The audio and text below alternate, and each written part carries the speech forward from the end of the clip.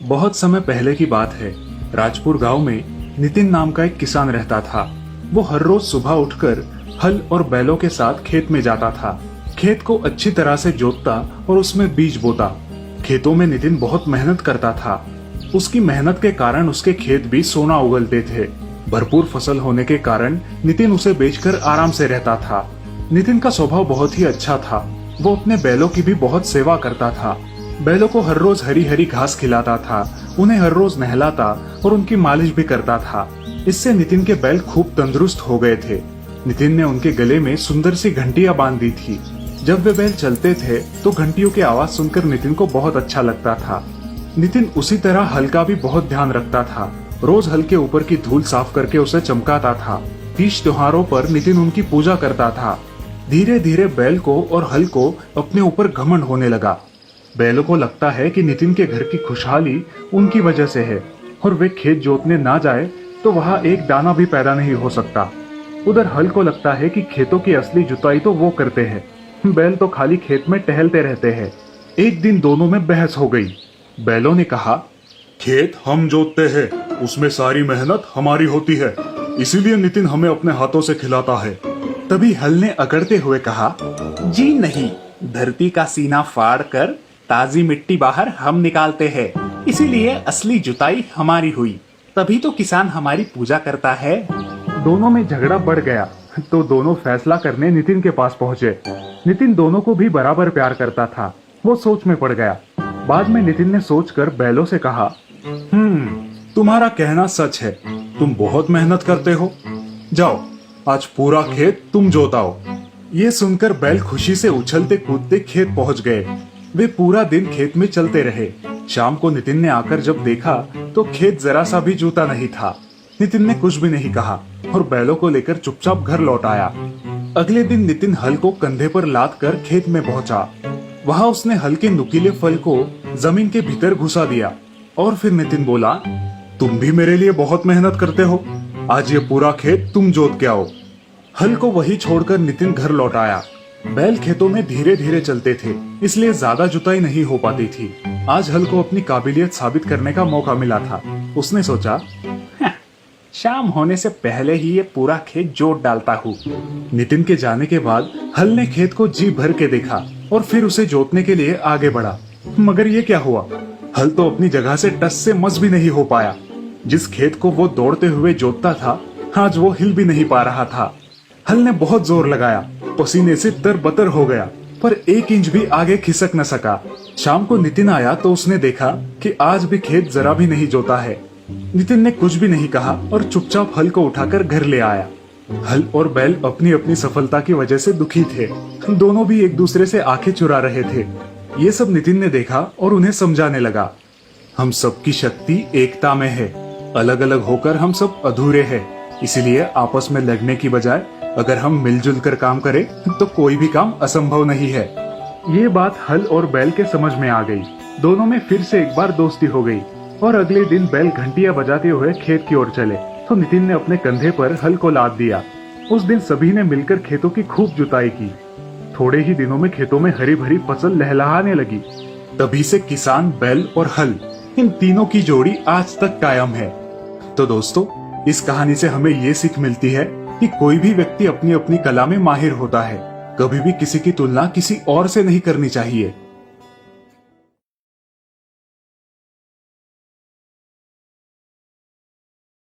कुछ साल पहले रामपुर में हरिया अपने परिवार के साथ रहता था। वो अपना छोटा खेत बो के परिवार की परवरिश किया करता था। उसका छोटा भाई कृष्णा खेती के काम में उसकी कोई मदद नहीं करता, लेकिन कृष्णा एक बहुत ही अच्छा कारपेंटर था। कृष्णा, कृष्णा उठो भाई, सूरज सिर पे आया है, कुछ काम वाम नहीं करना तुम्हें? भैया, स्कूल शुरू होने में अभी 1 महीना बाकी है, क्यों परेशान कर रहे हो, सोने दो ना। मुखिया जी सुबह आके गए हैं, वो स्कूल के बेंचेस का काम कब तक होगा पूछ रहे थे। कह देना हो जाएगा, अभी बहुत टाइम है। ये कह के कृष्णा फिर मुंह पे चद्दर ओढ़ के सो जाता है। हरिया को समझ नहीं आ रहा आखिर इसे कैसे समझाए। इसी विचार में हरिया अपने खेत की तरफ निकल पड़ता है। जब वो गांव की नुक्कड़ पे पहुंचता है तब, अरे भाई, सुना है मुखिया जी दूसरे गांव से मिस्त्री बुला रहे हैं। वो तो होने ही वाला था। कृष्णा के भरोसे बैठेंगे तो हो गया सत्यानाश। हाँ और नहीं तो क्या, हरिया भैया की विश्वसनीयता की वजह से मुखिया जी ने ये इतना अच्छा काम उस आलसी कृष्णा को दिया है। गांव वालों की बातें सुनकर हरिया परेशान हो जाता है, क्योंकि कृष्णा की गैर जिम्मेदारी की वजह से अच्छा खासा पैसे देने वाला काम खोने के लक्षण नजर आते हैं। क्या करूं इस लड़के का समझ नहीं आता। भगवान ने हुनर तो दिया है, लेकिन इसका यह आलसीपन। हरिया थका हारा रात को घर लौटता है। उसकी बीवी उसे खाना परोसती है। बीवी से पता चलता है कि कृष्णा दोपहर 3 बजे उठा और बिना नहाए धोए दोस्तों से मिलने बाहर चला गया है। अच्छा, यानी आज भी स्कूल नहीं गया। इतना काम पड़ा है, लेकिन इस लड़के के दिमाग में भूसा भरा है। और आज जाते समय रात के भोजन में केरी का अचार बनाने के लिए बोल के गए हैं। बीवी की बातें सुनते ही हरिया के दिमाग में एक कल्पना आती है। वो बीवी से नींबू मांग के लेता है और बाहर आंगन में जाके बैठ जाता है। भाभी जल्दी खाना परसो, बहुत भूख लगी है। और हाँ, कैरी का अचार भी देना। केरी का अचार बाहर आंगन में आपके भैया बना रहे हैं। कृष्णा बाहर आता है और हरिया को नींबू के बीज के साथ बैठा देख चकित होता है। भैया, ये नींबू के बीज के साथ क्यों बैठे हो? तुम्हारे लिए कैरी का अचार बना रहा हूँ। भैया आप ठीक तो है? नींबू के बीज से आप कैरी उगाओगे? हाँ, क्यों नहीं उगेगी? भैया आप ही ने सिखाया है ना, जो बोओगे वही पाओगे।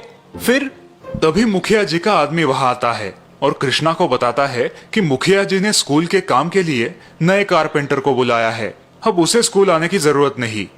अरे मुखिया जी ऐसे कैसे कर सकते हैं? मेरे जैसा एक्सपर्ट कारपेंटर उन्हें आजू बाजू के 10 गांवों में नहीं मिलेगा। वो आप उनसे जाके बोलिए, चलता हूँ। अच्छा खासा काम हाथ से जाने की वजह से कृष्णा बहुत दुखी होता है। कृष्णा, अब दुखी होने से कोई फायदा नहीं है। जो जैसा बोता है वैसा ही फल पाता है। तुमने अपने आलसी स्वभाव के कारण इतना अच्छा पैसे कमाने का मौका खो दिया है। भैया मुझे माफ कर दीजिए, आगे से ऐसा कभी नहीं होगा। ठीक है कृष्णा, देर से आए दुरुस्त आए, आगे से ख्याल रखना। तो इस प्रकार देर से ही सही कृष्णा की आंखें खुल जाती है और वो आगे से खूब मेहनत करने का वादा हरिया को देता है।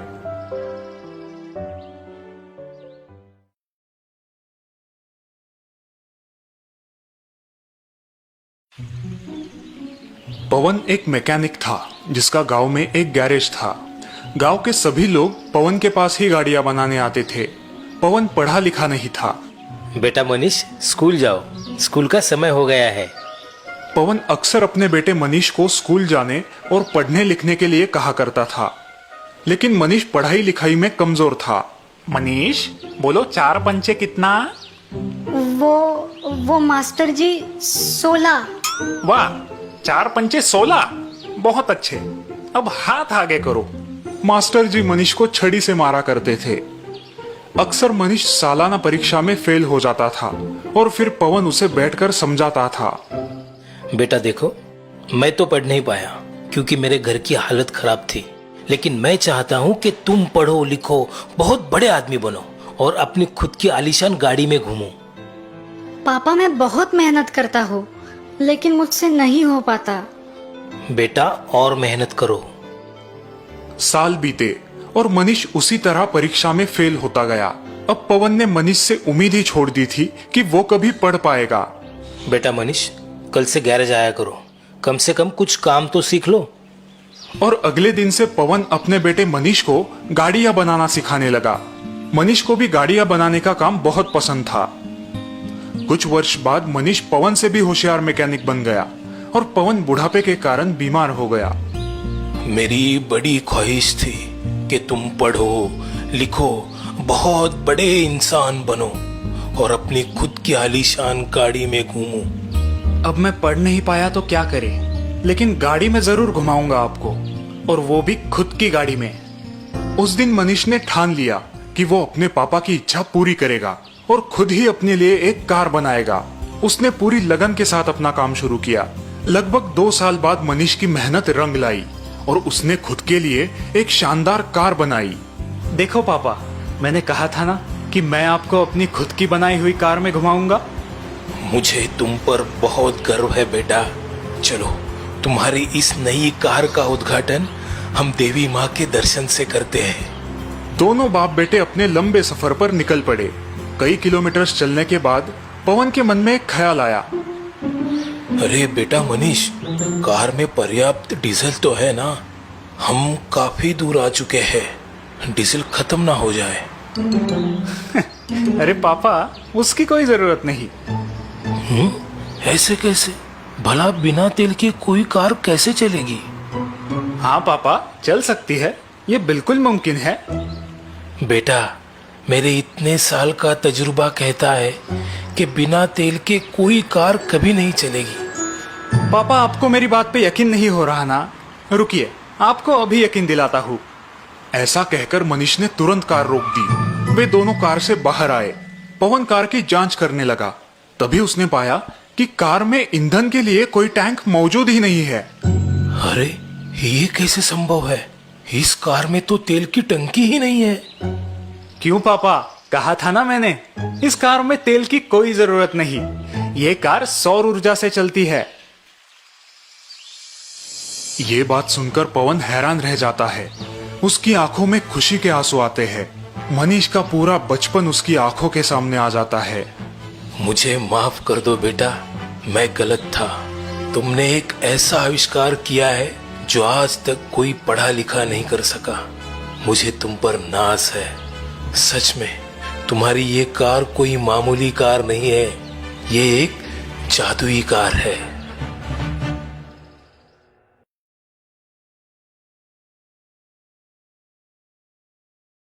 सोमनाथ एक बहुत मेहनती और ईमानदार किसान था। खुद अनपढ़ होने के बावजूद उसने अपने इकलौते बेटे सुरेंद्र को अच्छी शिक्षा दी थी। अब सुरेंद्र आगे की पढ़ाई के लिए गांव से बहुत दूर शहर जा रहा था। पिताजी, अब मैं कम से कम 1 साल गांव नहीं आ पाऊंगा। आप अपना ख्याल रखना। तुम मेरी चिंता मत करो बेटा, बस मन लगा के पढ़ाई करना। अब मेरी सारी आशाएं तुम ही पर है। हाँ पिताजी, मैं आपको निराश नहीं करूंगा। दूसरे दिन सुबह होते ही सुरेंद्र शहर चला जाता है और सोमनाथ अपने खेतों में काम शुरू करता है। कुछ देर बाद गांव के साहूकार का चेला शंकर वहां आ टपकता है। और सोमनाथ भैया कैसे है? भगवान की कृपा है, बस मेरा सुरेंद्र अफसर बन जाए तो मैं आराम ही आराम करूंगा। वो तो आप अभी कर सकते हो। गांव के हीरामल साहूकार कब से आपकी जमीन खरीदना चाहते हैं, वो भी दुगने दाम में। नहीं शंकर, एक किसान के लिए उसकी जमीन माँ के समान होती है और माँ का भी कोई सौदा करता है भला। अब आपकी मर्जी, लेकिन इस साल बहुत भयंकर सूखा आने का अंदेशा है और अब तो सुरेंद्र भी नहीं है आपकी सहायता के लिए। देखते हैं। शंकर सोमनाथ को जमीन बेचने के लिए राजी नहीं कर पाता और वहां से निकल पड़ता है। ये बूढ़ा बहुत जिद्दी है, अब साहूकार मुझ पर नाराज होंगे। ऐसे ही महीनों बीत जाते हैं। सुरेंद्र और सोमनाथ एक दूसरे को चिट्ठियां लिखकर अपनी खुशहाली बताया करते थे। सोमनाथ, तुम्हारी चिट्ठी है भाई, सुरेंद्र ने भेजी। डाकिया जी, जरा ये चिट्ठी पढ़ के तो सुनाइए। डाकिया सोमनाथ को सुरेंद्र की चिट्ठी पढ़ के सुनाते हैं। चलो अच्छा है, सुरेंद्र की पढ़ाई ठीक चल रही है। हाँ, होनहार है तुम्हारा बेटा, जल्द ही तुम्हारे अच्छे दिन आएंगे सोमनाथ। हाँ, इसी उम्मीद में दिन काट रहा हूँ। बस हमेशा की तरह मेरी तरफ से 2 शब्द खुशहाली के उसे लिख दीजिए। हाँ क्यों नहीं, अभी लिख देता हूँ।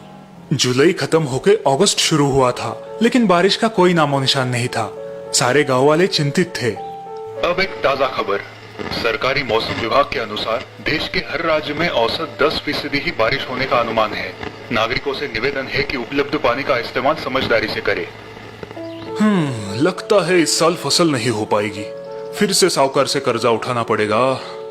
हाँ भाई, जमीन भी गिरवी है, उसे तो अच्छा मौका ही मिल जाएगा गरीबों को लूटने का। और गांव के अधिकतम कुएं भी साहूकार के पास ही है गिरवी। सोमनाथ भी अपने घर में चिंतित बैठा है। लगता है शंकर की बात सच होने वाली है। आषाढ़ खत्म होके श्रावण शुरू हुआ है, लेकिन आसमान से एक पानी की बूंद नहीं टपकी। कुएं की गहराई बढ़ा दूं तो शायद पानी मिले।